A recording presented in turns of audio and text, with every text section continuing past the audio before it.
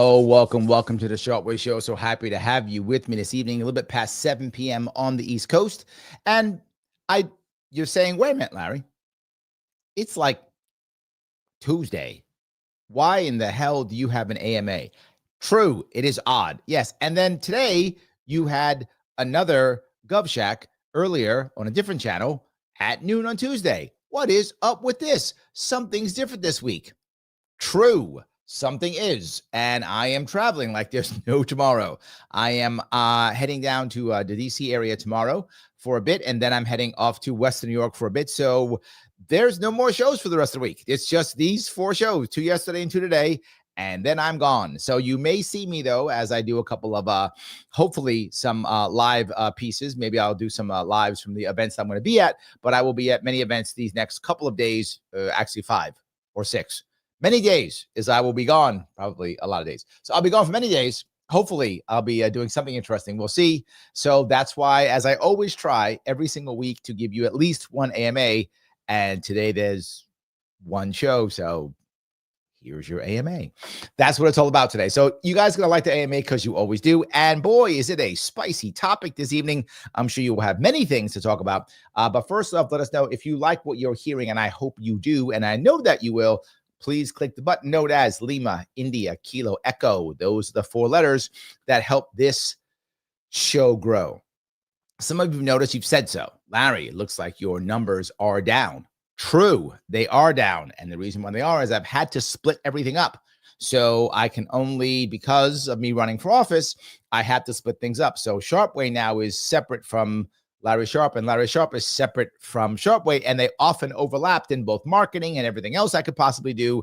So now everything's split. So yes, the numbers are lower. That's true. So what does that mean? I need you even more. I need you even more. I need you to click that like button. I need you to engage. I need you to share and repost this someplace. I need more and more of that to make up for this division I've had to do to make this insane run for office, which I probably should not have done, but I'm insane, so I did it anyway. And subscribe to this channel or this page wherever you're watching. Please do so. It does matter. Now, some of you who've been watching my GovShack are saying things like, well, Larry, I haven't been able to super chat. True, that's Larry Sharpe. This is Sharpe. If you want to, you can super chat or rumble rant to get to the front if you like. 100%, please feel free to do so. You can also become a member if you want to. Click that join button on Sharpe YouTube page. If you do that, click join. $6.99 per month. It's a beautiful cup of coffee, like one of them special ones with like the sugar and stuff in it. It's one of those, right? Every month. And you're like, Larry, you're so super sweet that you get to get $7 a month, like a awesome cup of coffee. Yes, that's true. So yes, if you can do that, I would appreciate every bit that we possibly can. But today's topic is what divides Americans most. And why did I think about this? Because I've watched a bunch of news segments recently, and so many of them have been on the thing that divides America. Like, oh, it's the EpiPen files. You know why I'm saying EpiPen? I'm on YouTube. It's those files. Oh my God, that's what's dividing us. Or it's that special country in the Middle East. It starts with an I and ends with an L. I have to wait like after 5 minutes or something. Then you can say it on YouTube. I know it sounds dumb, but they have rules like that. So it's that special country, and that's the reason. Or is it AI that, oh my God, that's the issue? Is it Mamdani? Is it Trump? Right? It's always the thing that's dividing us. And the thing that I remember, some of you have heard this story before, but it always has stuck with me. This was back in 2018 when I was running for governor the first time. I was in North Country, and there was a farmer who came to one of my events. And after I was done, I had spoke for a bit. I was taking questions back and forth, and he brought me aside afterwards. He said, Larry, I got an important question for you. And I said, okay, what's up? He said, well, my farm, it's been in my family for 6 generations. And I was like, wow. That was back in 2018 is when I really began to understand how old some of the farms are in New York. Prior to 2018, I guess I kind of knew it on a very surface level, but I had never met so many people who had actually had these farms for so long. I'd visited these farms. Like I really began to understand it in the 2018 campaign. And he came to me, he said, 6 generations. He goes, I'm in trouble. I'm probably gonna lose my farm. 6 generations, blah, blah. I'm like, oh my God. He goes, I got a question for you. And I went, go ahead, man. And I thought in my head, he would ask me a question like, how are you going to help farmers, or what's your answer to make things better for us or New Yorkers or whatever. And that wasn't what he asked me. What he asked me was, what do you think about Trump? And I thought, I was taken aback by it. And I thought, Trump? It's 2018. Trump was already president. So Trump was already the president, already done. He wasn't, if he was going to help the farmer out, he was already doing it, or he wasn't. It didn't matter. So Trump wasn't going to help this farmer out. Trump wasn't on the ballot. I wasn't a Republican, still not, wasn't then either. But he asked that question of me. And I understood why. At the time, I was a little bit taken aback, and I was like, oh, I got it. In his mind, this was a litmus test. Trump was so divisive then, and still today, that hasn't changed. He was so divisive that if I had said, I hate that guy wouldn't have talked to me anymore. He would have assumed that I'm a bad guy and some liberal from the city, and he would have assumed all the bad things, and he wouldn't have talked to me. I would have lost him. Now, I said what I always say, which I still say to this day, which is literally what Curtis Lee was said, right? I would negotiate with Trump to make sure New York is taken care of. That's what I said then. That's what I say now. If Trump's somehow screwing over New York, I'm going to get him to not screw over New York. If he's not screwing over New York, him and I are good. That's it. It's literally that simple. That's the answer, right? And that's what the answer should be. And that's what I told him. And he was okay with it. He was like, oh, okay. Because what he couldn't hear is, I hate that guy. And I don't, but if I did say that, I'd be lying. But if I said, I hate that guy, right? He'd be like, that's it. Can't talk to you anymore. Even though that had nothing to do with his farm. That is very common. That because we have so many things that divide us, we immediately come up with litmus tests. And as you hear me say often, the second that somebody makes you the bad guy, you immediately have all the bad traits. This also happened to me in libertarian world. And so I'm in Michigan, and some of you know the story. I've told the story. I'm not going to use names at all in publicly, but privately I've used names. So people who may not remember this story. So I'm talking to somebody in the Libertarian Party, and the guy asked me, well, did you support Chase Oliver at the convention? And I went, no, I didn't. And he immediately assaulted me as a Trumpster, and I'm the problem, and it was really, really attacked, right? Now, people who know me when I'm in the libertarian world, that doesn't go over well with me. I immediately verbally counterattacked, and it was pretty bad. But that's okay. We then had friends. We're all good. Because I wasn't a Trumpster. For those of you who know, I was supporting Lars Mapstead, who was the only real presidential candidate that we freaking had that year, who was the one who could have actually made any type of impact. And I was his running mate. I believed in him so much. I was his surrogate in the press. I was calling delegates, and I was prepared to be on his ticket. I believed in him so much. I was ready for all of that shit. And that guy was like, oh, yeah, I forgot about that, and backed off. But the point is, the second I wasn't behind his guy, I was by default evil, all the bad things, all that stuff. That is the issue that we have here. So many. And that happens with, of course, many things, which is, I brought it up. Do you like Mom Donnie or not? Do you like Trump or not? Do you support Israel or not? What about EpiPen files or not? Trump or not? All those things, right? You make the thing. If you don't say yes, that's it. And I think we see a lot of that. We see it now with, MTG and Thomas Massey. There's so many things. But what does that do? It constantly divides us again and again and again. And it makes it much harder for us to create what I always talk about, single issue coalitions that we all agree upon. We should be making tons of single issue coalitions that we all agree upon. And we're not doing it. All right. Thank you for the super chat. Super Weapons. Hold on. Let me see what you got here. Super Weapons says, Larry, are you doing media tours and other platforms this go around like Dave Smith, Tim Pool, Tucker Carlson, Maj, and others?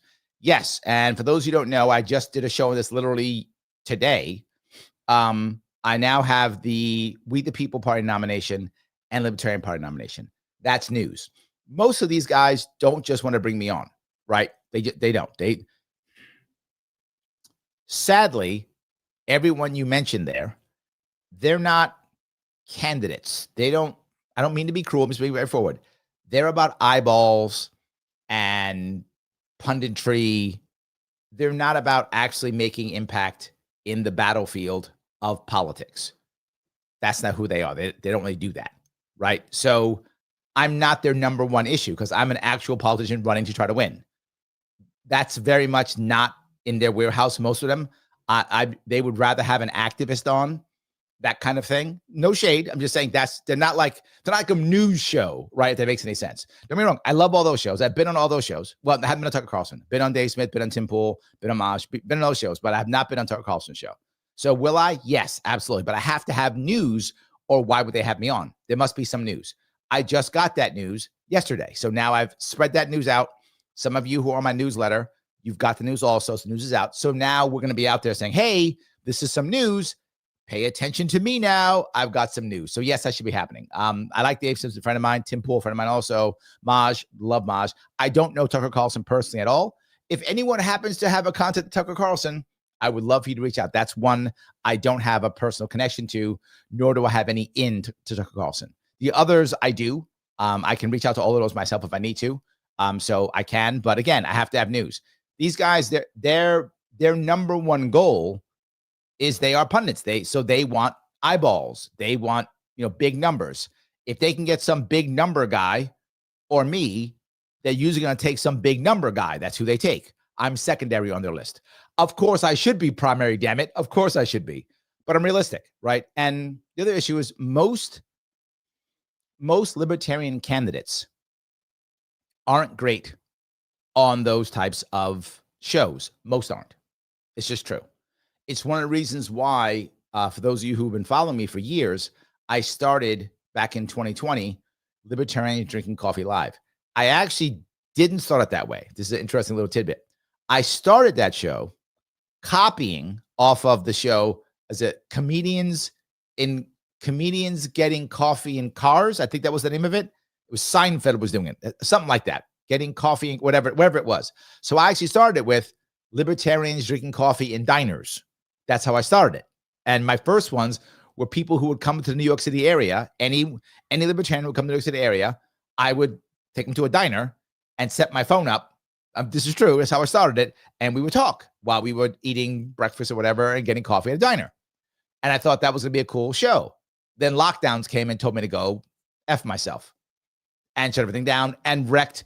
The lockdowns wrecked all of my social media plans.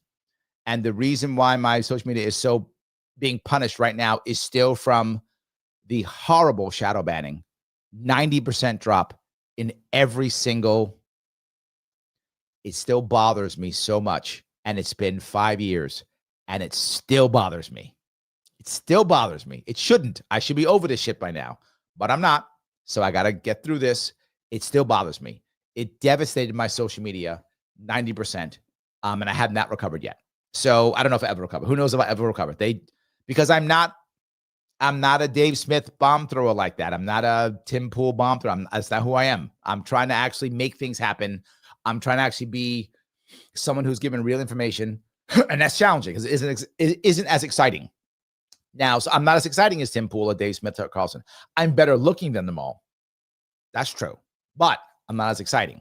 So that is an issue that I have to work on. So anyway, I went long on that. But the idea is that's why I did that libertarians drinking coffee in diners. And then I moved it to Libertarians Drinking Coffee Live because I had to go online because no one could come around because of that.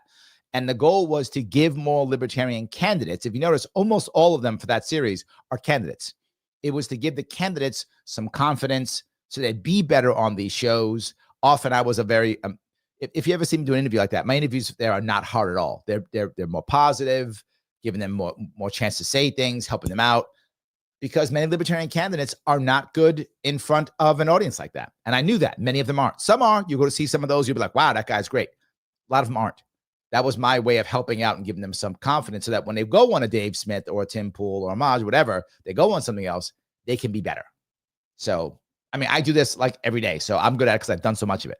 A lot of these candidates have it. So anyway, to answer your question, very long-winded, yes, I have to have news. I now have news. So I'll be reaching out to them in the next weeks to come. Plus, I have a deadline. For those of you who know, I have a deadline. I report my earnings for my campaign in January. So I need people to see me by January and donate by then. So yes. Dave, thank you for the $5, my friend. I'm sorry, $10. Sorry, thank you for it. I appreciate it. The e-files bill passed both the House and Senate. I guess the Republicans effed around, found out that their base wanted the files released. Trump being Trump will take credit regardless. This is his skill set. You know, people ask me, Larry, why do you never count him out? 'Cause this, Dave. 'Cause this. When how many times have Democrats counted their chickens before they hatched? This is it. Trump's finished now. We got him now. Has never been true. If anyone, I mean, look, he can't win them all. At one point, he will fall because he's human. But when it comes to this kind of stuff, this is his skill set. He just goes, no, that's not true. Why? Because I'm Trump. Not true. And people go, oh, damn, not true. Why? Oh, Trump says so. Okay, done. So, yes, Trump will say this was his idea, and a lot of people will be like, yep, it was. Why? He said so. If anyone could get away with it, it's him. So I don't think he's finished yet. I don't know what's in the e-files, and I feel like if you've noticed, there are a lot of other people. That guy, Larry Summers, he is like, sorry, what was I thinking? Oh, my God. So they might like throw him under the bus or something like, no, Trump is fine. See, it's Larry Summers. He's the bad guy. I can see that happening. I can see Trump getting around this. If anyone, again, this might catch him, but I could see him getting out of it. I could. Liberty Lady with $5. Thank you. Had MAGA tell me that attorney Robert Barnes said that Massey wanted AG. So he had an axe to grind with Trump. Hence Massey pushing the e-files. Thoughts? Utter garbage. I don't buy that at all. Now, is it possible that Massey wanted AG? Maybe. I think that is possible, right? But so that's why he's pushing it? No. If you know Massey, I don't know if you've met him. I've met him before several times. He is very forward in how he thinks. He's actually not very sneaky as a person. He's not a sneaky guy. That's kind of not who he is. If he's mad at you, you know he's mad at you. Like if you I don't know if you ever meet him or whatever, but if he's ever mad at you, you will know he's mad at you. Right? If he's happy with you, you will know he's happy. He's not gonna be like, I'm gonna keep it quiet and I'll get D down low. No, if he's mad, he's gonna be like, D, I'm mad at you. Here's why. He will tell you right to your face. You will know where you stand with him. Hopefully good, but whatever, you would know. So I don't think that kind of thing is the thing he would do. Again, maybe there was some AG talk. Who knows? That's possible. But I don't think that's the reason. I think he would have pushed it either way, regardless. Why would he? Maybe if he wanted the AG spot, it might have been to pull out the EpiPen files and to trash everything. So maybe, but I don't think that's the reason. I think he would have done it anyway. Look, I also like Massey, so perhaps I'm a bit biased, and I know him, so maybe, but I don't think so. That's just my view. I hope that at least answers your question. Alrighty, I am over on Rumble, and JJ says Android versus iPhone, green bubbles versus blue bubbles. It leads to class discrimination in certain cases. I agree, and I tease people all the time when they go, "Do you have an iPhone?" I go, "No, I'm an adult." Oh, do they hate that?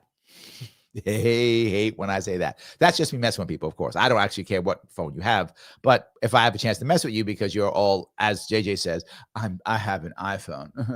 What do you have? Right? That's when I hit you with the, oh, no, I'm an adult.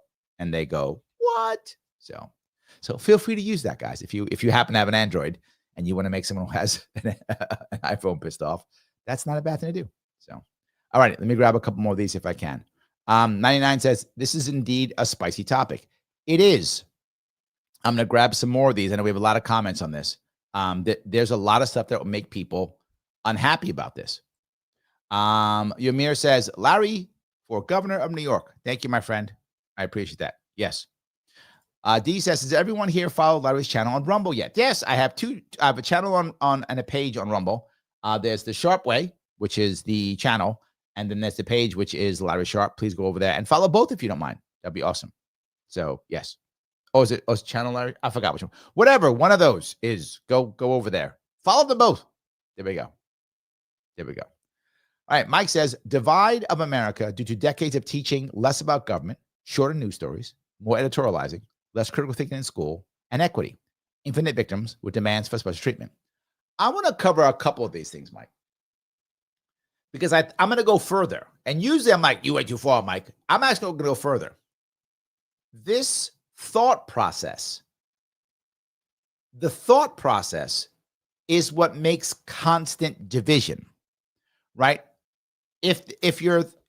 We should be, and we're not, but we should be teaching people empathy, not sympathy.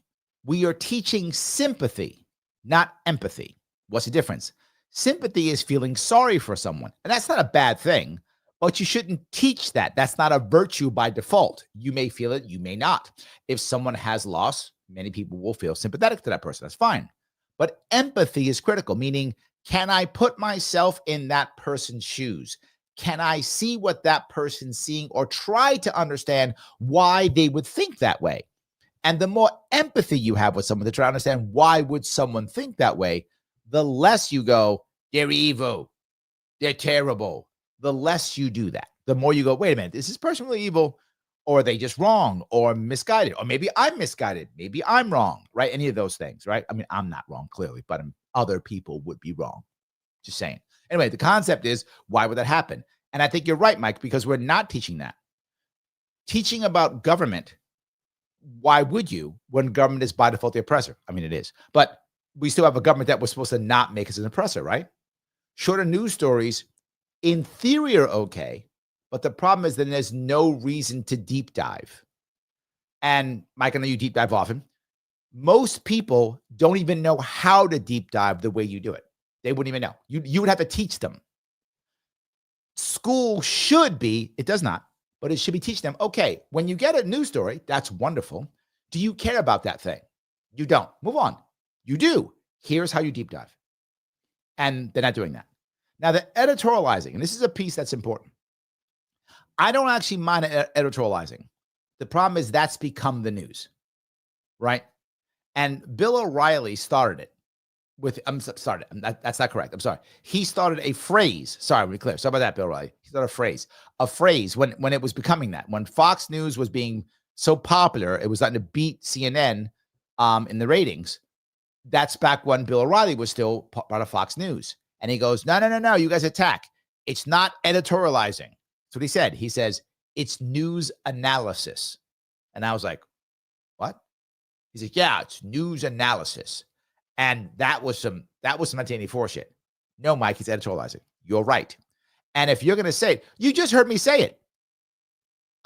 I'm friends with Thomas Massie, so therefore I am biased. Like, I'm telling you my bias.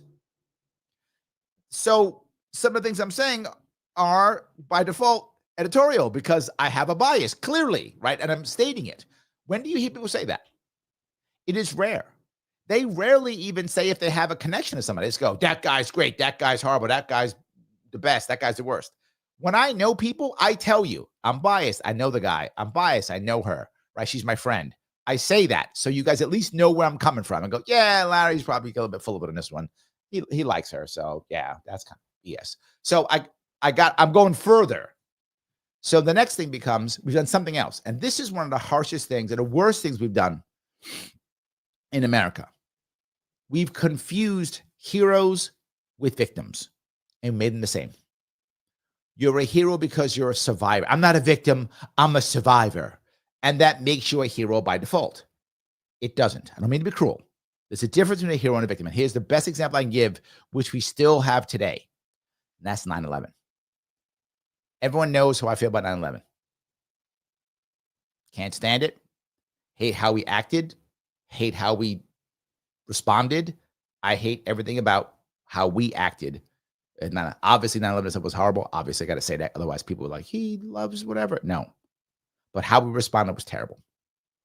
And here's the part that bothers me because I live in New York.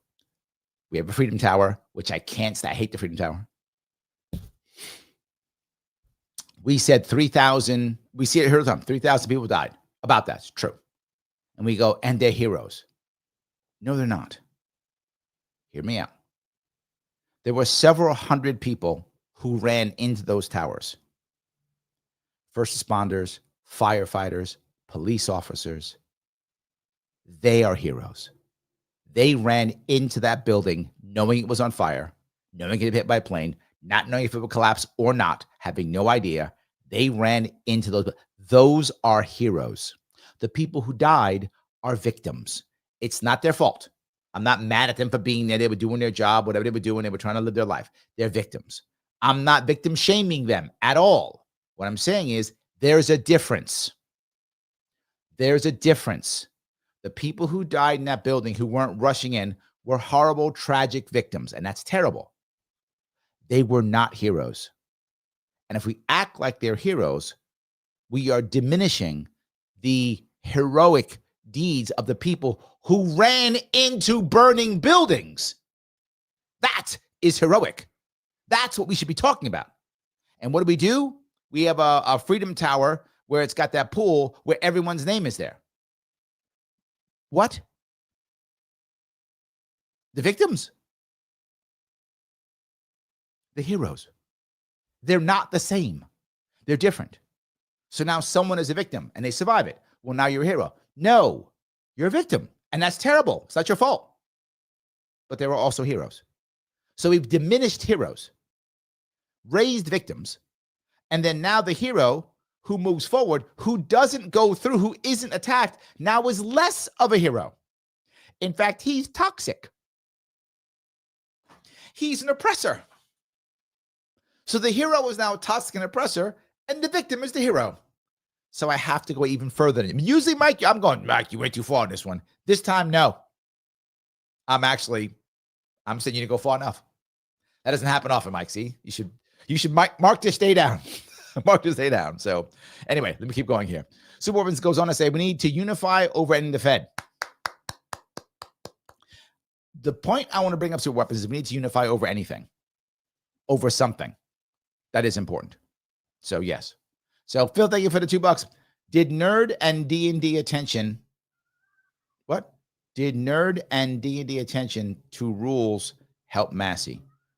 Did nerd and D&D attention to rules help Massey? I don't know where you went there. I don't know. I don't get that one, Phil. Let me go find some more down. I'm sure that's a joke because you always got jokes. I missed the joke. So let me keep walking down if I can. All right. Andrea agrees. Mike, she agrees with you. There we go. So yes. All righty. Let me keep going down here again. Fran says, biggest divide, identity politics. You know, that is a very good point, Fran. And we keep doing it. We keep doing it.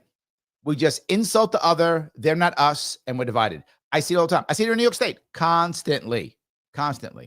We even have it now within the Republican Party, MAGA versus America First. I mean, come on, right?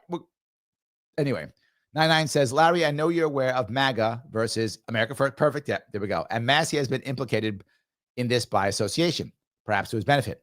Is there value in getting ahead of this? Maybe not as America First, but as New York First. The worry I have with being, maybe not as America First. Okay. Yeah. Not as America First, because America First is someone else's thing already. So New York First, sure. I'm happy to be New York First. But the idea of going America First is already somebody's thing, which it's not my thing. I don't want to jump on something that isn't mine. Right? It's not my thing. So New York First, I would do that. I'm okay with that. Yeah. Rick says Trump, culture wars, Israel, and religio-political hybrid beliefs are the grid lines of this time. Trump, yes. Culture war, yep. Israel, for sure. Religio-political hybrid beliefs. Like, you mean like overlapping? I would buy that too. Trump is still a divisive. I see it here in New York. I remember I was at an event and someone was talking about how they could ask this question for anyone, when they meet someone that they haven't talked to in a while. How are you in New York? With all the things going on. And you would think, you mean like Mamdani? No. They mean Trump. It's in New York City. The fact that Trump exists, well, that clearly my life is ruined. I wish I was joking. I'm not. So yes, I wish I was joking, but I'm not. So, all right. Rick says, knock, knock. Who's there? Chase. Chase who? Chase you out of the LP. Nicely done. That's a good knock, knock joke. I'm going to use that. I'm still going to use that. Yes. So Weapon says, I feel like the news is New York actually has a quality non-commie candidate, L. Sharpe, Libertarian. Thank you. News enough. I would like that. But here's the problem. And I hear it all the time. Most people don't think a Libertarian can be a decent candidate because we've had so many candidates who have run and quit or haven't run hard enough or whatever the case may be. So yeah, it's like, I'll tell you an interesting story. How I grew my executive coaching program, my executive coaching career. There's a gazillion coaches out there. There's bazillions of them. And most of them, to be very forward, they're terrible. Most of them suck.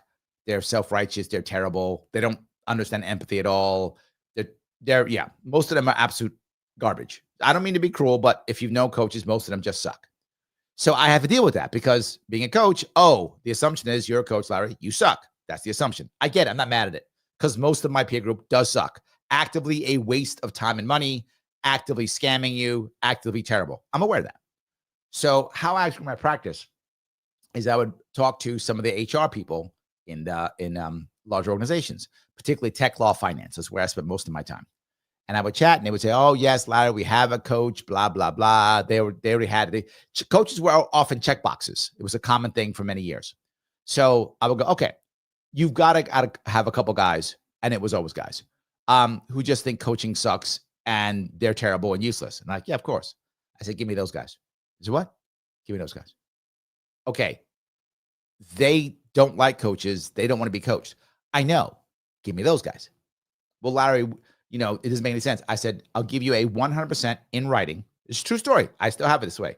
100% in writing, money back guarantee. If you don't see an obvious improvement or they don't leave, one of the two, they will leave or you will see an obvious 100% improvement. Take your money back, put it in writing. They're like, what? Yeah. That's how I grew my coaching practice, by taking the hardest assholes that I could possibly find and getting the company to go, wow, that guy's good, and then give me the rest. So for that exact reason, that most of my peer group is garbage.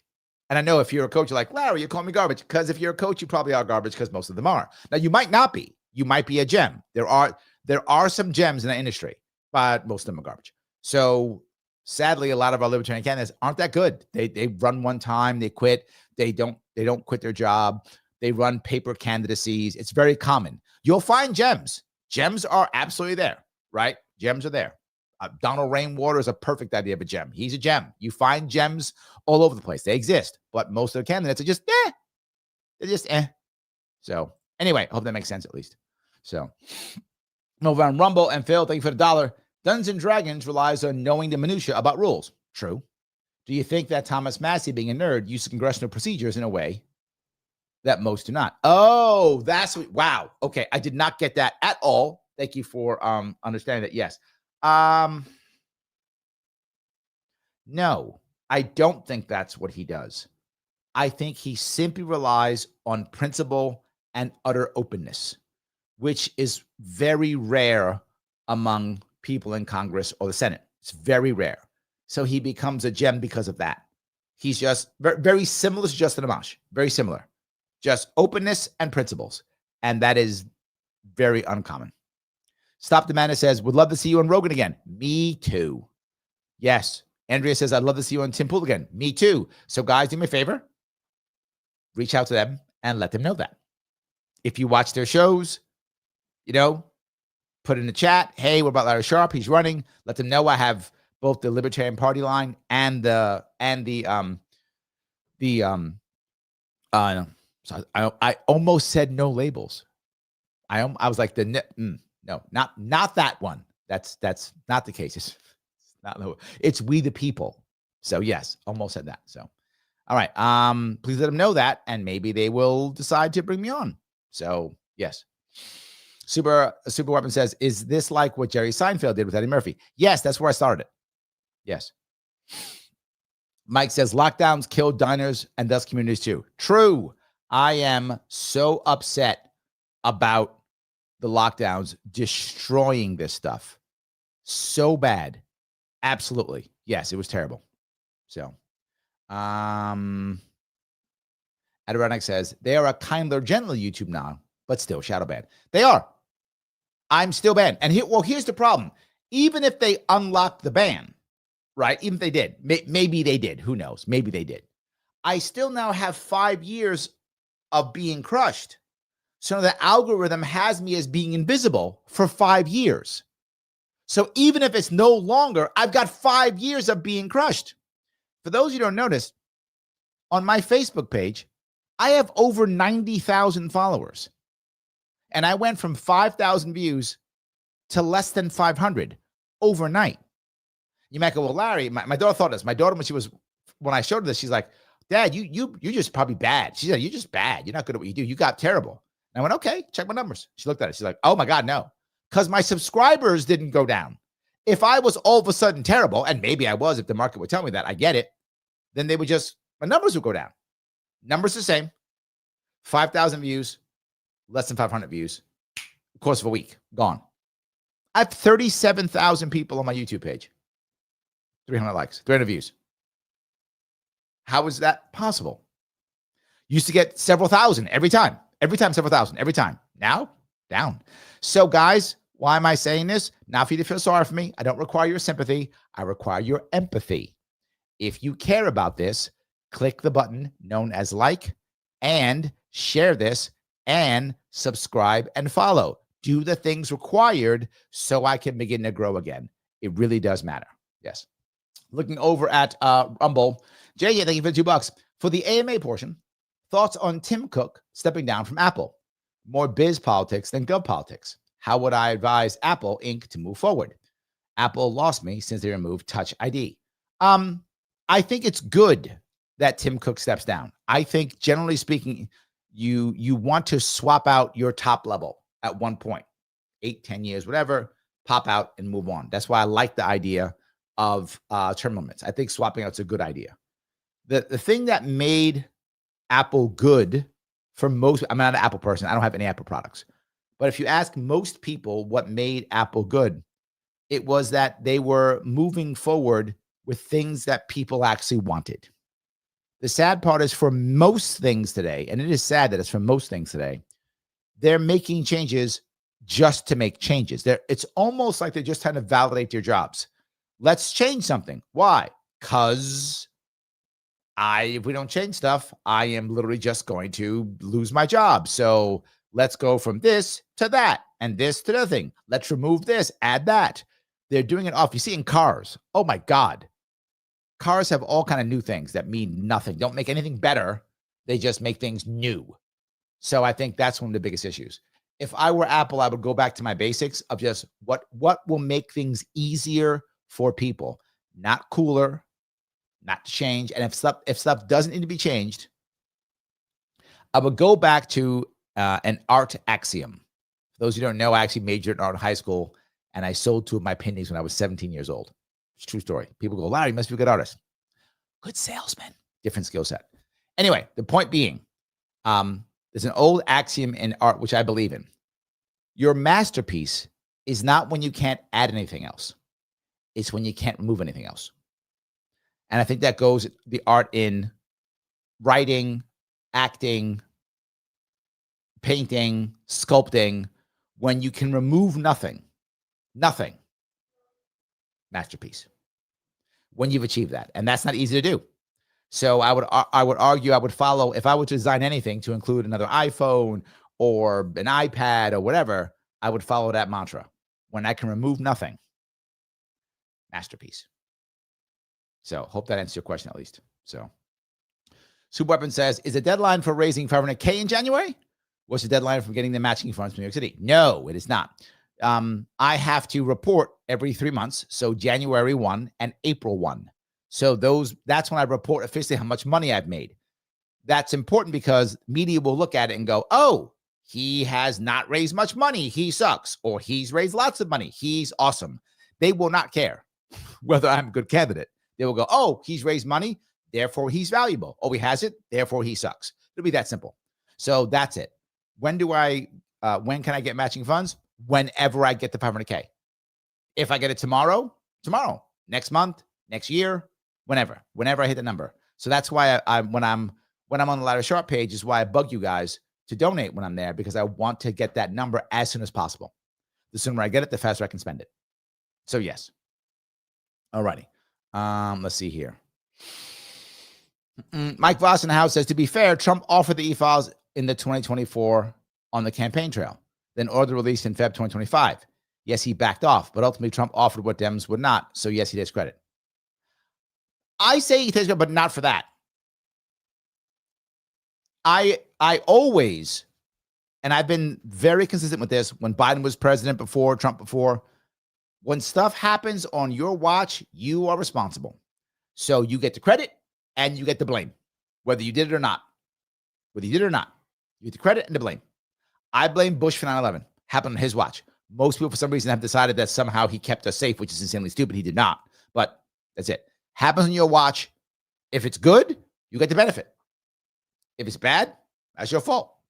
That's how that works. So, look, if the e-files come out and it winds up helping America, meaning either to get us to close or unite or something, Trump gets the benefit. He gets the credit. I agree. If it happens and we get more divided, it's his fault. Whatever happens there is that's it. Rick says, I still suspect that all opposition is controlled. All this drama is staged to keep the hoi polloi engaged. Hoi polloi. Yes, that. Engaged everywhere except the man behind the curtain. Yes. It does seem like it's all part of the plan, right? I mean, I'm not saying it is, but man, does it feel like that? It really does. It really does. Adronic says, my prediction, the e-file will not contain proof of a crime by anyone. I think it will. And I think it will because I think you have to put somebody away. You have to put somebody away from the files. They'll be like that. They put one, for 2008, they put one guy away. You don't even know that guy's name because nobody does. But they did put a guy away. So I think there's going to be somebody. I don't know who it is. There's going to be somebody. Maybe we heard of him, maybe not. Like, see, that's the guy. He did it all. And he was Epstein's right hand. It wasn't Maxwell at all. It was this guy. And then that'll be it. So I think it'll be somebody, right? I think it'll be somebody. I don't know who that person will be, but I think it'll be somebody. So, all righty. Let me grab some more of these if I can. So many of these. Andrea says, I make all my memes in my Android. Well, I like that. I like that. All right. Dowell says, if I lived in New York, I would definitely vote for you, Larry. Thank you. Well, here's what you can do. You can ask anyone who you know who's in New York to do so. Let them know, hey, you know Larry Sharpe's running? Please go check him out. You can send him my website, LarrySharpe.com. That would be awesome. Stop the Madness says, the problem with empathy, people will misuse it to play the victim. I did not say sympathy. I said empathy. And I'm going to give you the best example I can. Serial killers. All right. You've all seen the either TV show or the movie where the serial killer is out killing people and no one could figure out how to stop him. He's a genius. We can't stop the serial killer. And oh my God, what are we going to do? And who do they call? They call the profiler. And the profiler shows up and he, understands the details of the guy and looks at the crime scene and knows, oh yeah, he's a white male in his 40s. There's always white male in his 40s. He's a white male in his 40s. And he'll be on 3rd Street on the 9 o'clock because I know. And the cops show up on 3rd Street at 9 o'clock and they catch him and the show's over, right? Now, while that's a TV show, it's based on something real, which is someone having empathy for literally a murderer. Now, is there sympathy for this person? No. Right? This person, depending on the state, is either going to go to jail for the rest of their life or be executed, one or the other, or if they're Jeffrey Dahmer, murdered in prison. But either way, their life is over. So there's no sympathy for the person, but there is empathy, meaning I understand how the person thinks. That's how I can know he's going to be on 3rd Street at 9 o'clock at night, right? So I want to make sure we're clear on that. I'm not saying sympathy, like I'm saying empathy, just to be clear. All righty. Let me grab a couple of these. All right. Adirondack says, Chuck Schumer's posting super annoying e-file posts now.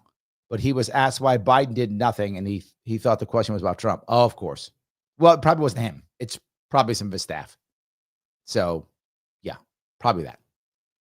All righty. Mass Manawa says Freedom Towers ain't free. True. Rick says the first responders. Yes, the first responders, they were the heroes. Again, they ran in to a burning building, and they did not know whether that thing was going to collapse or not. They had no idea. It might have been, maybe not. So, yes.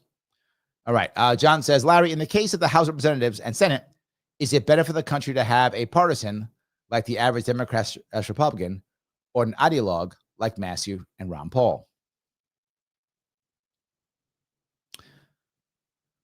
Here's the issue. I got to kind of cover both sides of this. The first piece I want to bring up is, if I have a choice of having a Massey or a Ron Paul as a legislator or as an executive, I'd rather have them as an executive because you can actually get things done. The problem is the country doesn't listen to legislators. It just doesn't. It listens to executives, mayors, governors, presidents, right? Mamdani is far more popular in the country as at the time that he is and how old he is relative to Massey or Ron Paul, right? I think you mean Rand Paul, though, but whatever, right? I think at that young age, I think, yes, executives we listen to. The country listens to executives. The country, everyone knows who Mamdani is, right? He's an executive. That matters. Mamdani was an assemblyman for years. Nobody cared. AOC, Mamdani's more popular than AOC, and AOC's a congressperson. We look at executives. That's what we do. We look at executives. So I would rather have them executives. However, they may not want to be executives. They may not be able to win executives. So I will take them in Congress. Absolutely. Take them. We need voices. I'll take them. I'm trying to be an executive because I know people will hear me if I become one. So, yes. Let me walk down the road here. Ryan, I remember he used to say that. Bill O'Reilly. Name in town, keep it pithy. I remember that. Yes, I do. He said it all the time. Yep. All righty. Rick says Massey is heroic, not a victim of Trump. True. Absolutely. Well, he's also fighting back, which is great. I do love that. Yes. All righty. Massman Hours says, technically they were paid and knew full well that Jeff Ford does not burn steel. Okay. Two things. One, I know you're a joke because you also got jokes, but being paid doesn't make you not a hero, right? Audie Murphy from World War II, one of the most decorated Marine soldiers we have, was paid, and he was a hero. So you can be a hero and be paid, right? Lots of people are paid and are heroes. That doesn't matter. You can still be a hero. A lot of people are paid and run away. Happens. You get paid, and they just run or don't show up. Happens all the time. So the paid part is irrelevant. So they could be heroes without it. And I don't think any of them knew whether or not jet fuel can burn steel. I would bet maybe 1 out of 100 had any clue. Most don't. So yes. Brana says, I agree with your assessment of heroes and victims. Unfortunately, the heroes were unwitting accomplices in covering up a crime scene. I know that makes some of you angry, but that's what happened. Very often, heroes don't know what they're being a hero for. I think that's true. Many of them know if they are, being used for some terrible thing. And think about all the Marines and soldiers and sailors who died in the battles in Iraq, in Fallujah. I think about all those men. They were heroes, and they were used by a government for no reason. They were thrown into a battle that was irrelevant. All the people who died in Vietnam. There were many absolute heroic people in Vietnam who defended their own people, who did crazy, brave things. For what? For a war we lost anyway, people who are now our allies. It was a wasted war. So that doesn't make them not heroic. They're still heroes, even if they didn't know. And I would argue that I would bet at least 99, if not more, % of the people who volunteered to fight in Vietnam believed that they were saving democracy. I mean, they weren't. We know this now because we lost the war and democracy still exists in America. Well, does it? Maybe they were. Anyway, their battles had nothing to do with this, is my point. We know that now. But still, True. So, all righty. You guys went back and forth there. Ryan says, I blame Phil and Andrea for this. True. That's accurate. It is their fault. I mean, it's always Phil's fault. That's true. Andrea, sometimes depends. It can be her fault, but not always. All right. Let's see here. Missy says, we have to share this everywhere. Let people know Larry's live on Sharpe Way. All platforms, all your friends and followers. Yes, please. Yes, please. Guys, I know I ask you a lot, but I mean it. If you can follow it, please do so. Right? Please do so. We are talking a lot about culture wars and things like that. I completely agree. We do it often. So there's something else I want to bring up, though.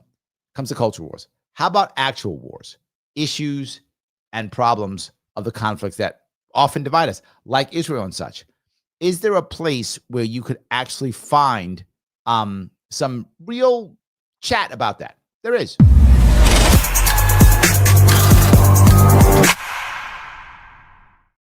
You knew it was civil. Of course it was, because it's always civil. Of course it is. Civil has something cool just for you. Every single time I do a show, I show you something cool about civil. And what do we have here? Boom. The root cause. It's a debate. The root causes of the Israeli-Palestinian conflict from the Soho Forum. Now, you might be like, no, I already know. Well, maybe you do, wise guy, and maybe you don't. And maybe you do, but maybe you don't know the other guy's side. Again, the resolution reads, the root cause of the Israeli-Palestinian conflict is the Palestinians' rejection of Israel's right to exist. Speaking for the affirmative, Eli Lake. Eli, please come to the stage. Eli. Now you have someone that's going to push that, and someone's going to push the opposite. How often can you hear that? Where can you hear that? Speaking for the negative, Jeremy Hammond. Jeremy, please come to the stage. So now you can get an actual back and forth on what people believe the root cause of the Israeli-Palestinian conflict is. Not just one side yelling, you're bad because of X, or you're bad because of Y. You'll get questions from the audience. You'll get questions from Gene here, who Gene runs the Soho Forum. That's here in Manhattan. You'll get actual back and forth. And if you're right, then you'll actually understand the arguments of the other, and your arguments may be reinforced. Or maybe you're wrong, and you realize that you've maybe made an error, or not known something, or not figured something out. This is the value of civil that you get. Not just one side yelling, we're all right, all together, or the reverse, just yelling so it becomes a conflict machine. Civil does this without having the conflict machine. Civil does it by going back and forth so you actually hear the reality. Look, CIVL.com. Head on over to Civil, join up. Larry 10 is the code. Larry, the coolest name on the internet. 10 for 10% off. You take care of this, get on board. They're a sponsor. Support the show by supporting Civil and getting cool stuff. Every single show, I show you something cool on Civil, don't I? Yeah. I don't have to look very hard. I don't. Not like I'm like, let me go search for an hour. No, it's like 30 seconds and there's something cool. Like 30 seconds. And I can pop something up. It's that easy. You can watch Civil. When I'm not going to be on for these next 5 days, and you might be crying and having some issues and concerns, maybe going into convulsions, you know what? Don't go into convulsions. Civil.com. Why would you punish yourself? Don't punish yourself. Civil.com. While I'm gone, it can work. Hey, did that rhyme? Civil.com while I'm gone. That doesn't. All right. Almost. It almost rhymes. Anyway, go do it. Larry 10, CIBL.com. We are upgrading civilization. Support the show. Support our sponsor. Thank you. All right. Let me keep going down here if I can. I have some more comments, of course. All righty. Let's see. Missy says, it was so awful. They shadow banned the F out of Larry in 2020. She was there. Missy was literally there, and she watched it. She watched it all collapse. She saw it. And it was, to be forward, it was heartbreaking. Because every single thing that I had talked about came to pass. And it often does. And people don't hear it. So they think it's not valuable. They didn't believe shadow banning was a thing. The amount of people who just dissed me because they didn't think shadow banning, it's not a thing. That's not real. You just suck, Larry. That's what I had to deal with constantly. The disrespect that it caused was terrible. I would have rather have been banned because then I would just would have started over. And I wish I had started over now. I mean, I didn't know. I didn't even know I was shadow banned. I didn't know what was happening for like a year or two later. Then I figured it out, and then it was too late. So, yes. I also assumed, silly, that they couldn't keep it forever. Could they? Well, there we go. Yeah. There we go. Yes. Mike says, with YouTube, once the algorithm abandons the channel, it's almost impossible to growing again. That's why I keep bugging you, Mike. You're right. Here's my issue. All I need is the people who are there to just re-engage. Again, over the course of all my social media, I've got over 250,000 people. That's a lot of people. If they just re-engage, we win. So I'm asking you to help them re-engage. So there we go. Ryan says, what is your favorite political game show? And why is it, Are You Smarter Than a Politician? Okay, question 1. What's your favorite political game show? It's Are You Smarter Than a Politician? Why? Because I came back from being nuked and I won. That's why. So, yes. Southern Madness says, Steve Jobs' philosophy was that customers don't actually know what they want, and it was Apple's job to tell them. Yes, I didn't necessarily say they knew what they wanted. That's not what I said. I said, give them what they want. I don't care how you do it. I don't care how you do it. Give them what they want. If you know better, awesome. If you don't, find out who does. So, yeah. All righty. Let's see here. Josh says, if Larry supports my state rep run in Ohio, I'll support his governor run. Just kidding. I'll support you anyway. Oh, thank you. I didn't know. I'll reach out. We'll see if I can help out. I mean, I often do. For those who don't know, I will often help other people. I don't help people as much when I'm running, to be forward, because it takes time out of my campaign.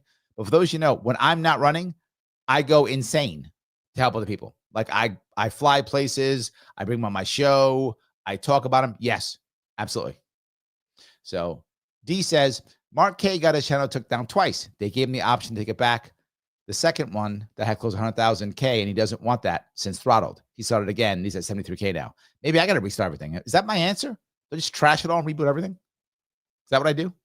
Take all the shit I put together and throw it in the garbage and reboot it? Maybe. I don't know. I've asked people, and people have told me that if I just raise enough cash, this is what they told me. If I raise enough cash, which has always been my problem. That's the problem. Chicken and egg, right? Chicken and egg.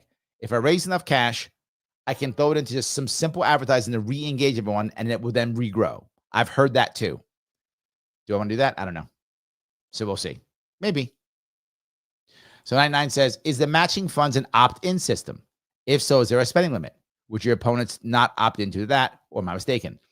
It is an opt-in system. I have to apply for it, which I did. Is there a spending limit? There's a certain amount that they will match. And I always say, if you're in New York, give me between $5 and $250. Why do I say that? Because that's what they'll match. But if people give me more than $1,000, they will not match that. So if you have a lot of big donors, you may not want to apply for matching funds. But otherwise, no, doesn't really matter. It's how it works. So yes. So it's pronounced hoi polloi. Thank you. Hoi polloi. Thank you. Hoi polloi. All right. All righty. Where was I? Rick says, I blame Hillary. Yeah. Obama chef will be the fall guy. There we go. I 100% blame Hillary also. That's funny. All righty. Okay. Sympathy for the devil? No. Empathy maybe, but not sympathy. But I get it. It is a good song. So, all right, let me grab this here if I can. Andrea says, Larry, do you think Bill and Hillary should be charged for not showing up for a Senate subpoena with it to Bannon and Navarro? And yes, and I don't mean to be cruel on this, but to be forward, you kind of have to show up, don't you? Don't you kind of have to show up? Now you can show up and tell them to go to hell. You can take the fifth. You can not say anything. You can scold them. But it's kind of tough when they subpoena you don't show. Particularly if you are, I mean, these guys are the establishment. So you have to respect the establishment. If you're not part of the establishment and you don't respect it, I get it, but they are the establishment. I think they should, in some way, shape, or form, I don't know how you do that, be sanctioned. Maybe, I mean, this could be symbolic, but you could remove the law licenses as an example, or appeal for them. Law licenses state. So You could petition to their states to remove their law license to be disbarred. You could do that. They did it for Giuliani. Giuliani was disbarred. So you could do that. That for them. That would bother them. I mean, that would bother them. It's not physical. They're not practicing law anymore. But that is an attack that would actually bother them because they are establishment people. And for them to be disbarred would be a smack to them. I like someone like me who doesn't care about, the system. If you were like, Larry, we're taking your degree away. Okay. I don't care. Take it. Doesn't bother me at all. I wouldn't, most of you don't even know if I have a degree. I do, but you wouldn't know. You don't care. I don't either. Take my degree away.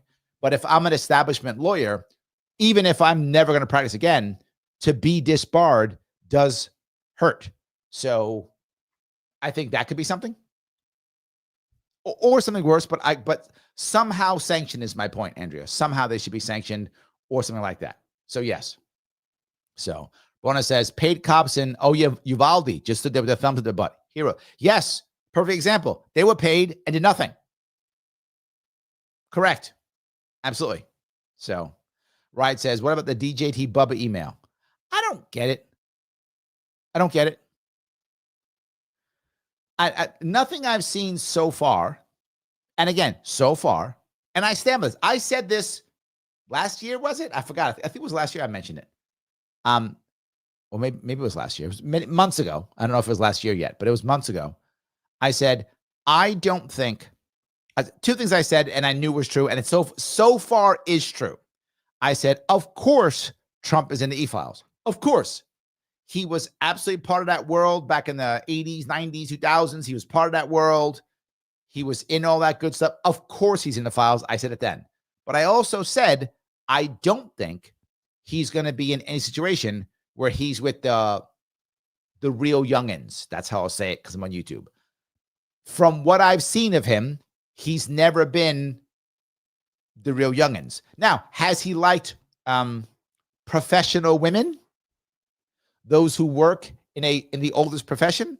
Yes, I think he has loved that. I think he has partaken more than once. I think he has.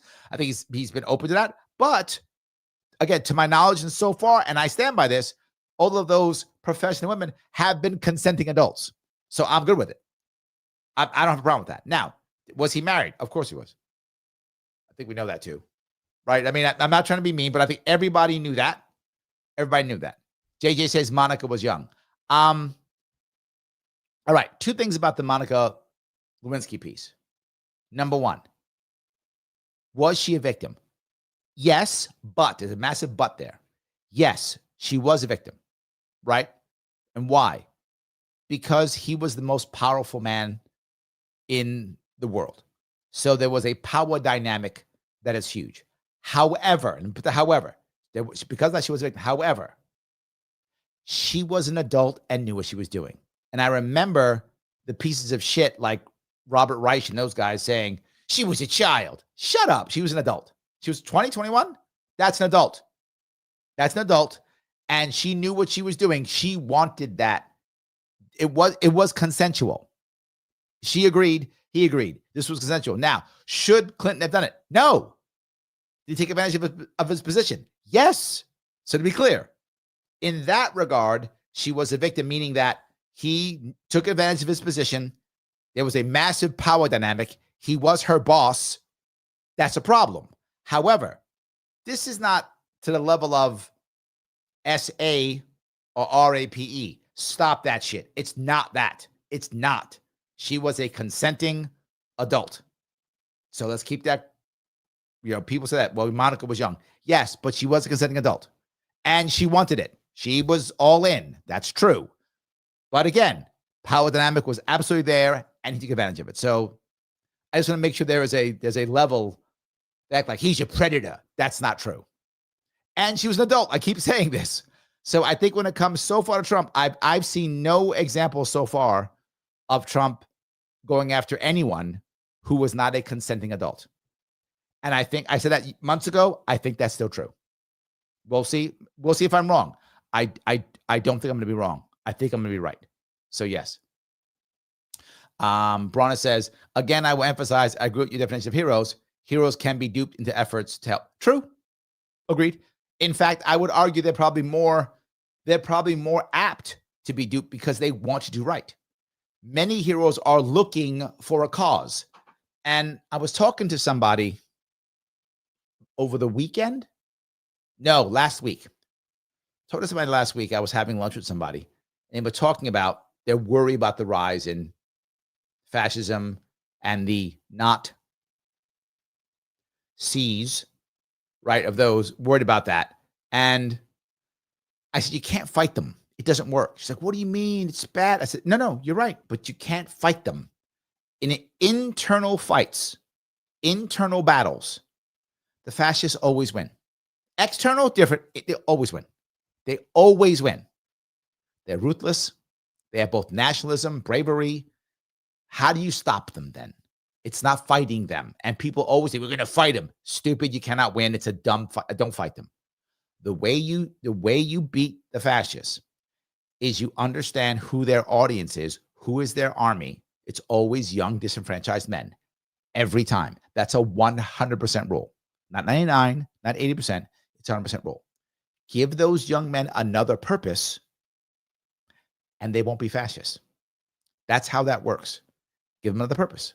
Because to your point, Brana, many people who are heroes, they're looking to be heroes. They want a cause. Fascism always is a cause. Always. That is built on a cause. That's the entire thing. That's kind of their thing. There's always a cause. So they can bring tons of heroes. Well, give them something else to join. Give them some other purpose. Give them some other thing to fight. And the example I find is many libertarians are veterans. Why? Many people who joined the military, me included, wanted to fight for liberty and freedom in our country. We wanted to. And most of them believed they were doing so. Well, many of them become disenfranchised and realize, I'm not doing that at all. I'm not doing that at all. I thought I was going to be super liberty fighter guy, and I'm not that at all. Well, I get out, and I'm disgusted. What do I do? Well, Libertarian Party's here. You can still fight. We got you. This is a real liberty fighter. Come. You find many vets do that. I think your point is a very good point, and we should understand that. And then give these heroes a reason to fight. Give them a mission and purpose. Take advantage. Bring them aboard. Bring them aboard for the right reasons. So, yes. All righty. Master Manaus says, I think the disgust of Israel is one thing that can bring Americans together. I want to be clear on this. It isn't Israel. And I know I'm splitting hairs, but I think it matters. Because if you go back 4 years, most Americans didn't care about Israel one way or the other. Most didn't. Some really cared a lot.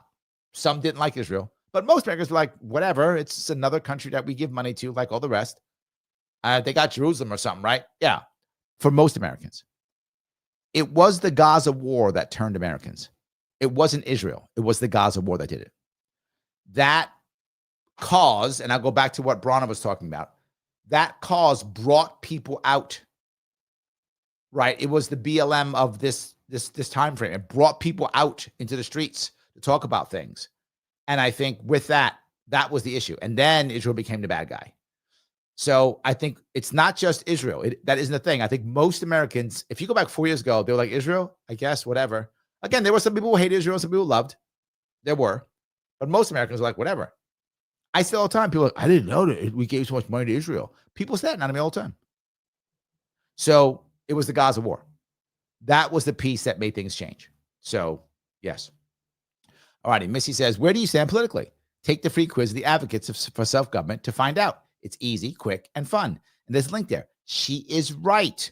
If you're saying to yourself, should I be fighting people? What side should I be on? Well, one way of figuring that out is clicking that link that is actually in the description on YouTube, on Facebook, and on Rumble. And it takes you here to what is your political type. It's the Advocates for Self-Government.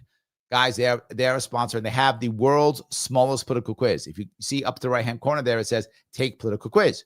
This quiz is literally just a couple of minutes.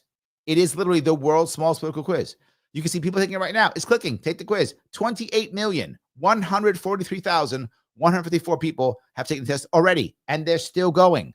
I've given this test so many times. This is very common for libertarians to take these little hand quizzes and hand them out when they're tabling places. Get people to kind of see where they think, realize how many. And people always think, well, Larry, this is set up so that everyone comes out libertarian. No.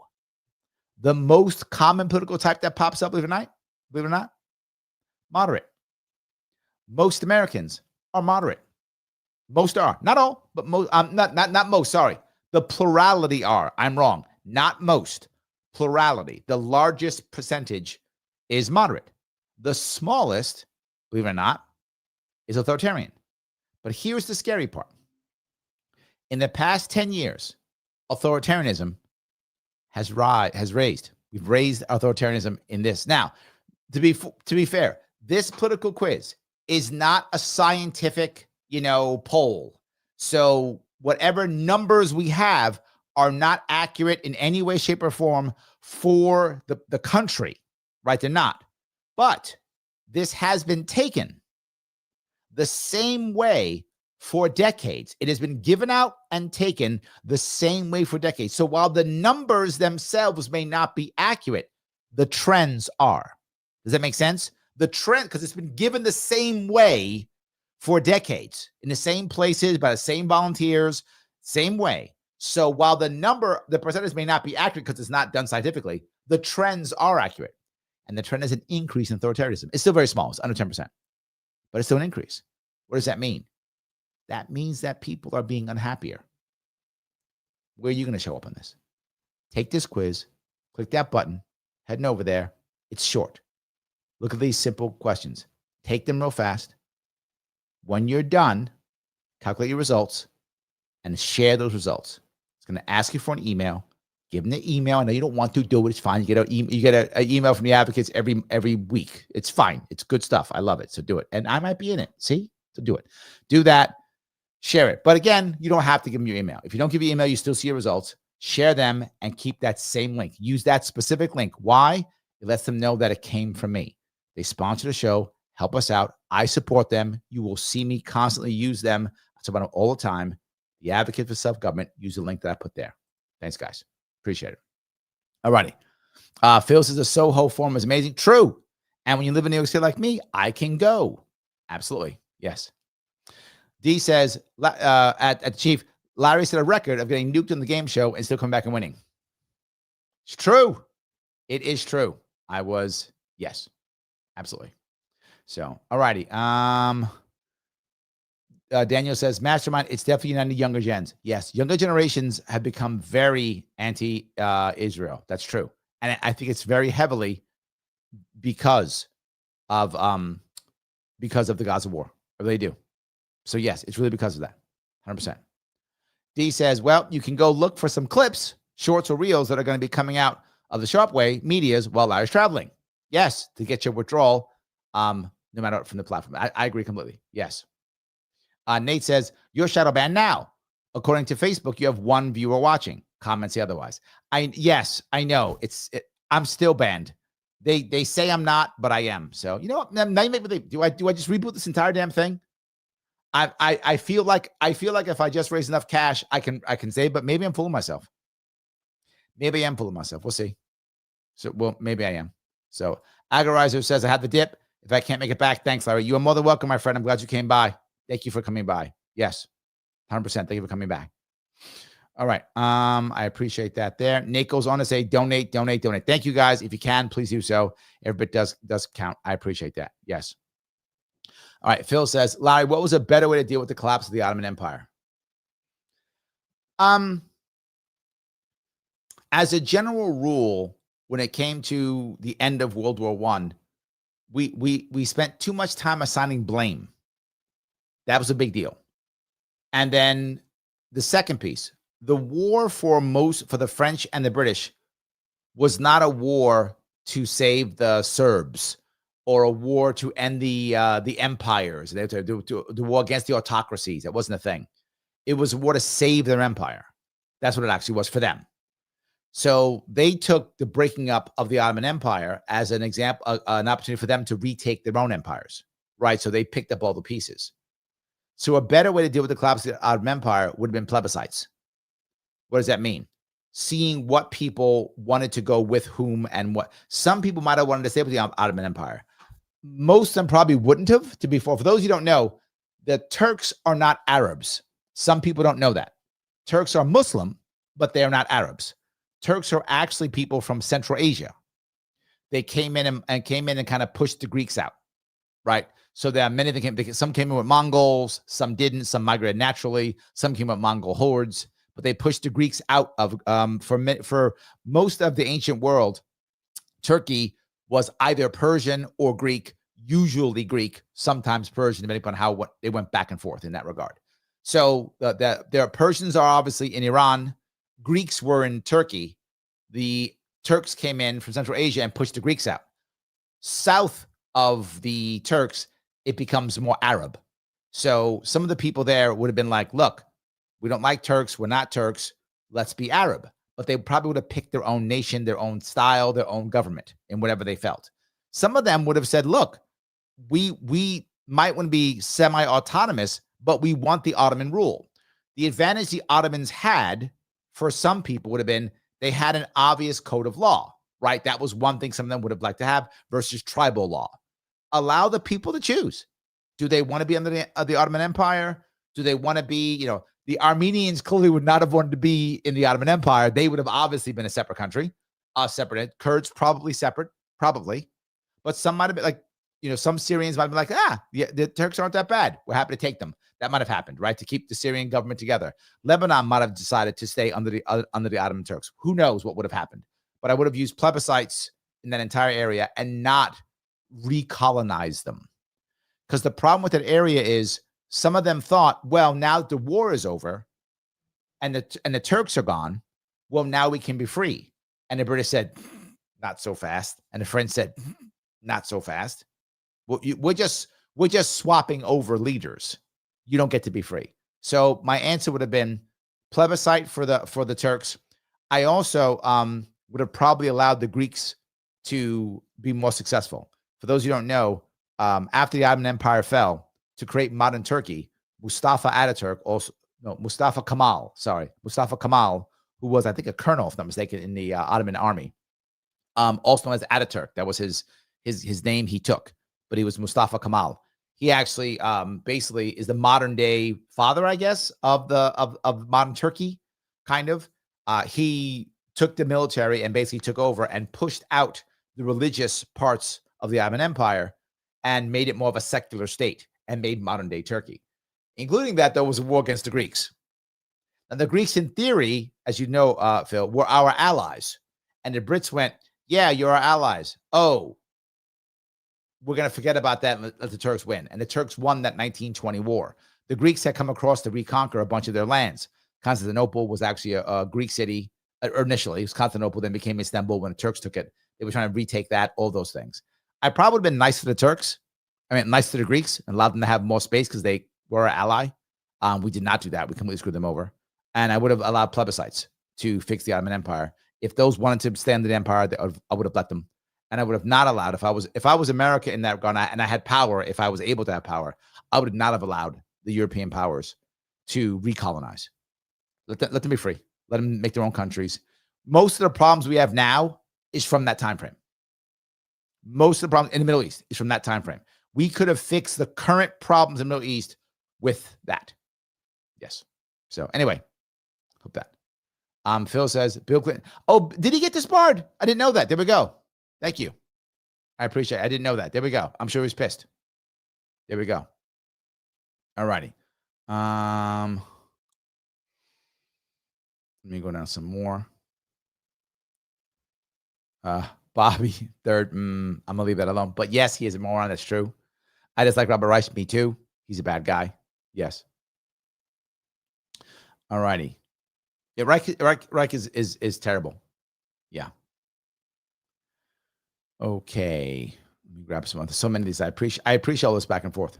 Fran says 100% correct about Larry about the military. I was the same exact way. Then watching what the Patriot Act did, enraging. Yes. 100%. Yes. Rick says fascism is built on righteous grievance, just as socialism is built on envy. Ooh, I like that. Yes. Daniel says Zionism is evil. That's a uniting thing. I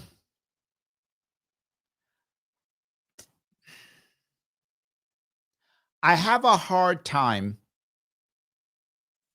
I have a hard time with that way of saying it. Why do I say that? Because I know a lot of people who would call themselves Zionists who aren't evil. And I think many people look at it as a way, how in the world do you create what? Let me use my empathy on you if I can, Daniel. One of the biggest reasons why there's no peace in Israel, in the Middle East, is because Israelis, particularly the government now, is not looking for peace. It's looking for security. But no one's really talking about security. They're talking about peace. If you're Israeli, when you hear peace, you think, great, I don't have to fight in 5 years or 10 years again. That's not security. They want security to where they don't have to fight again. Now, for some people, they believe that means Gross in Israel, which means that big, greater Israel. They believe that. Some think it's not that. It's, bombing these people, or it's, creating nukes or whatever. But that's where most Israelis are thinking. And some think it's Zionism. Some don't. My point is, for someone to want security and to maybe pick a way that harms others doesn't make it evil necessarily, because it might be seen as being self-defense. That's all I'm saying. It could be seen that way. So I think it's more nuanced than that, but I'm not a Zionist. Before, I'm not. But again, I can use my empathy to understand if that makes any sense. So Sam says, poll question, is there a way to decrease New York property taxes? Could property tax be realistically abolished? Yes, as I mentioned. I think you mean political question. As I talked, you can do it by creating a New York State social trust. With that trust, you can pay for education, which would cut property tax in New York State in half across the entire state. So you could absolutely just cut tax in half within 2 years. That you could do, right? Absolutely. Could you get rid of property tax? I think it's possible. The problem is it would take a lot of time to do so, because you would have to create an environment in New York State to where local communities are supporting each other enough to where you wouldn't require the local tax base to support those things. So could it be done? Yes. Not in 5 minutes. It's to get rid of property tax, it's probably a 15-year process. Maybe, I don't know, maybe 20. It's a cultural change. You'd have to have the community able to fund and support fully the things that right now the local taxes fund and support. Could it be done? Yes. It's not 5 minutes. Could it be cut in half? Yes. That's 2 years. It could be cut in half in 2 years because the trust could pay for it. But could it be ended? Yes, but it may even be like a generation. 20 years is possible, because you have to change how people want to support themselves, and that's challenging. So hope that answers your question. Pepperoni says, would you go to corporations to lower prices, and how would you do this? Would I go to corporate? No. Why would I go to corporations to lower prices? No. You want me to do price controls? No, I don't think that's the right answer. The way you do it is there's two ways you could encourage corporations to lower their prices. One is to make the cost of business. I would say 3 ways actually. One would be to make the cost of business cheaper, right? That's one. That's an obvious one. That's one way of doing it. But it doesn't assume they will lower prices. That alone won't. If you just make the cost of business cheaper, they'll simply have more profits. They won't lower prices if that's the only thing you do. So if you do that, when you have to also add other things, and that is you have to make it easier for competition to pop in, supporting local businesses, small, but you've seen I have many plans for that, lots of policies for that. If you support small businesses to then create competition while lowering the pricing, while lowering the cost of doing business, you will see prices come down. Guaranteed. It's how it works in everything, right? If you can do that, there's a challenge. And the last thing is more transparency. So that's probably at a federal level, though. You could do it maybe at a state level. The more protection that a corporation wants, that a government provides, the more transparent they need to be. So you can see what they're doing, and the public can decide, you know what? I'm not happy with that. And that could also lower prices. So I think those three things can. The idea of just lowering the cost of business is a critical aspect, but that by itself does not lower prices. They will just take more profit. You have to also, what always lowers prices is competition. But if you don't lower the cost of doing business and do that, the big guys just wind up somehow dumping on a small guy. The small guy can never have a chance. It doesn't work. You do both. So I hope that makes sense. And you're going to be here. You're going to be in Canandaigua. Thank you, my friend. Let me pop that out now if I could, since you guys have brought this up. Yes, it is true. I will be traveling this week, and I will quickly pop that up so you guys can see it here. Hold on. I will be in Canandaigua coming up here this weekend. I'm traveling a bunch. That's why there's no shows coming up here. But for those you don't know, Friday, I will be in Bella Vista Restaurante in Niagara Falls at 6 p.m. Saturday, I will be at the Firing Pin at 1:30 p.m. And at 5 p.m., I'll be at Finger Lakes Public House in Canandaigua, where I will see Pepperoni. Sunday, I will be at 10:30 at Chef Stanley's in Appalachian.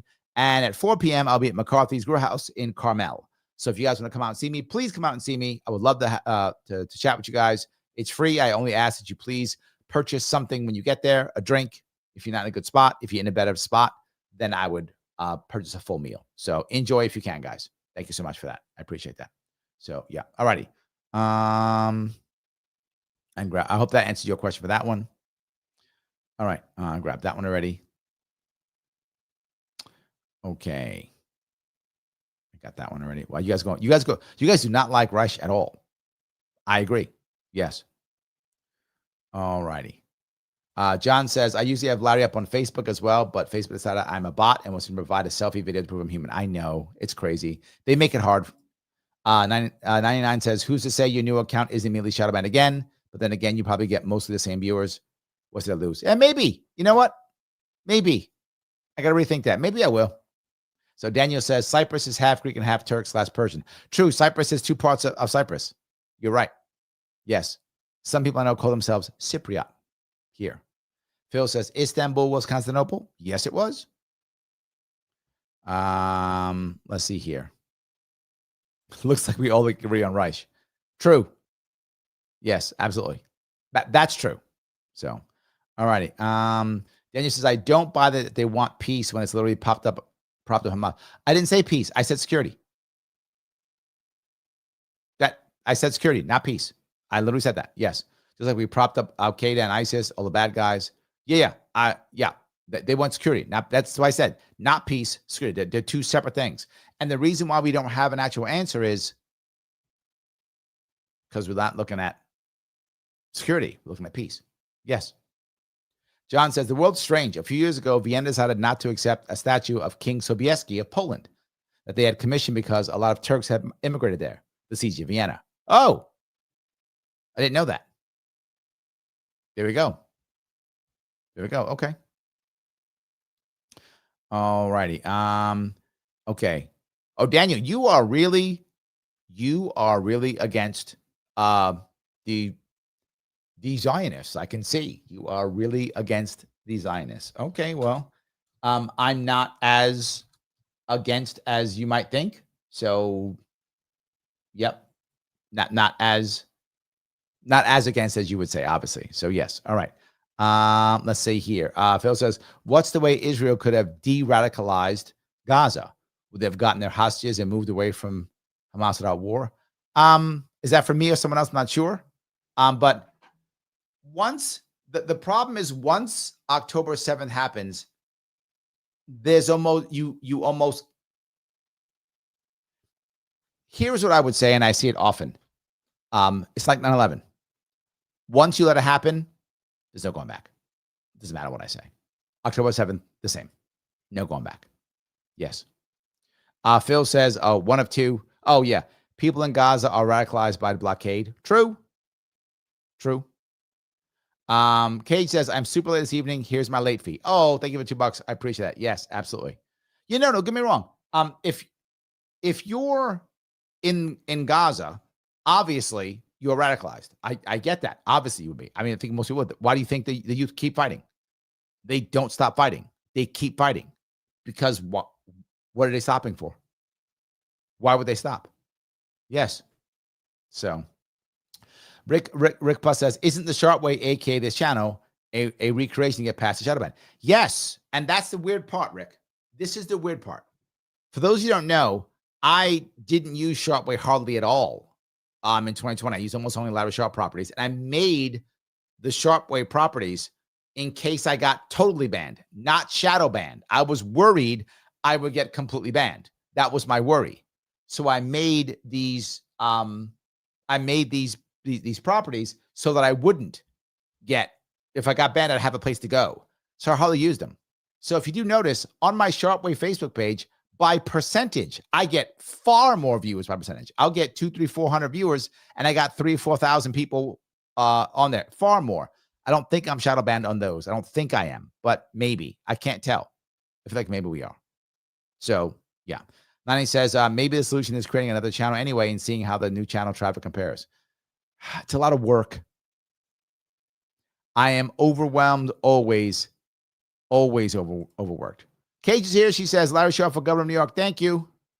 So Rona says, Larry, as you know, I'm a longtime anarchist, but you may not know I'm also an aspiring agorist. Oh, yes.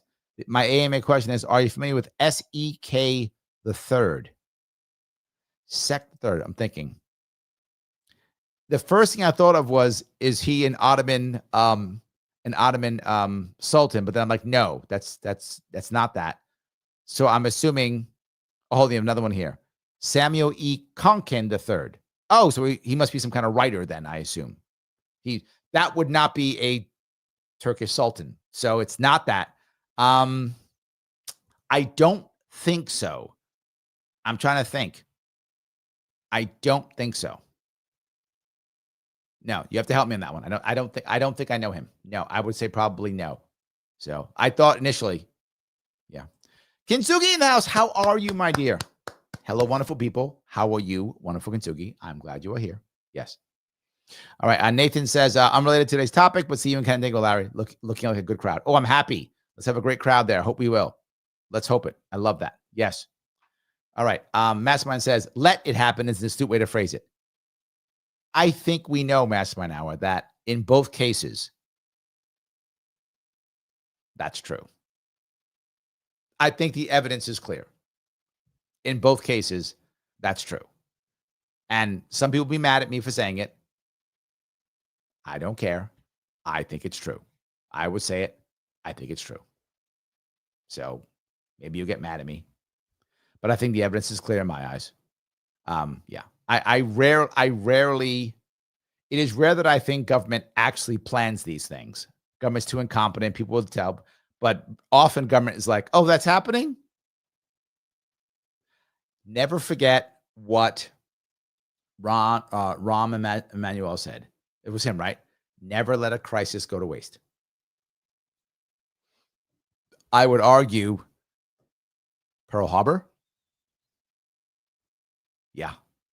So anyway, Browning going to say, yes, Konkin coined the term agorist.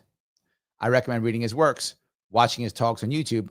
I think even some disagreement, you'd appreciate his work. I will look for him.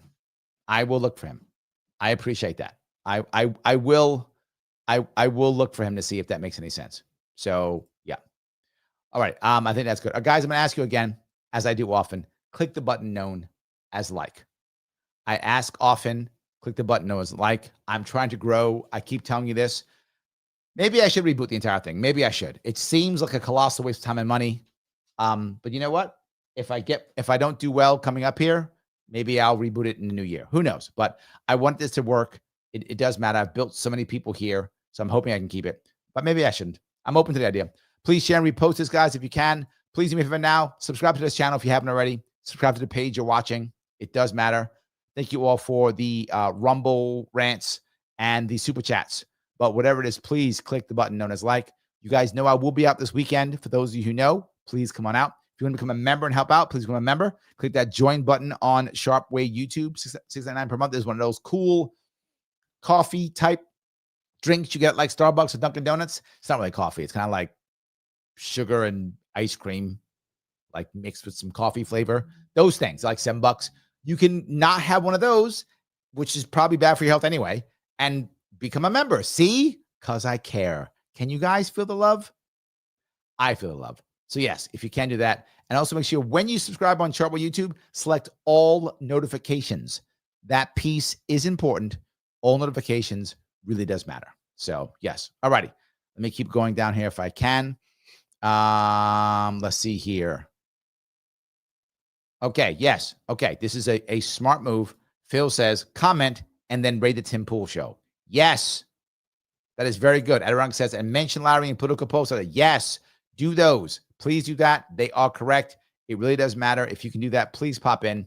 And of course, you know the new rules. After this is over, please comment. And please comment after this live. And here's what I want you to comment on. What do you think divides Americans most? What divides Americans most? Please comment after this live is over if you do that. And if you're watching this that's not live, you see two videos pop up. And when they pop up, please watch one of them right away. Mr. Rhythm loves that. Algo Rhythm. I will see you all very soon.